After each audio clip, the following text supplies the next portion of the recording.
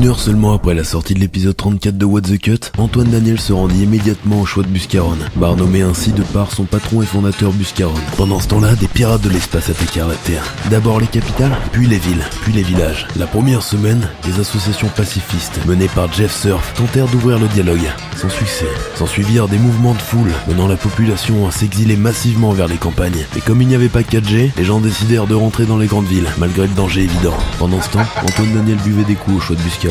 Les gouvernements décidèrent de s'unir, sauf le Pérou, pour contrer la menace pirate. À la fin du premier mois, la guerre faisait rage, sans qu'aucun camp ne prenne l'avantage. La population mondiale se désintéressa soudainement du conflit, lorsque des photos d'Angela Merkel et Susan Boyle fuitèrent sur l'internet. Mais cela fut d'une courte durée, quand les citoyens se rendirent compte que les réserves mondiales de whisky, de bière et de rhum étaient pillées par les pirates de l'espace, qui à force d'être ivres morts, perdirent une partie de leur capacité à combattre. Pendant ce temps-là, Antoine Daniel buvait des coups au choix de Buscaron. Au bout du deuxième mois, les chameaux venus de Pluton attaquèrent à leur tour la Terre. Fou de rage après avoir appris que l'humanité ne considérait plus leur astre comme une planète. Se retrouvant face à une menace commune, les pirates de l'espace et les terriens, sauf le Pérou, s'unirent pour vaincre les camélités de Pluton, excepté Bernard Broutin, grand amoureux des chameaux qui refusa de les affronter. Après avoir utilisé l'arme nucléaire et les canifs, dans cet ordre, il fut décidé de régler ce conflit à pierre, feuille, ciseaux. Les chameaux ne possédant pas de doigts perdirent cette terrible guerre et retournèrent sur Pluton, désormais appelé Pluton pourri, en guise d'humiliation. La société se réveilla avec une immense gueule de bois, mais cohabitant désormais dans l'harmonie et la paix, sauf le Pérou. Pendant ce temps-là,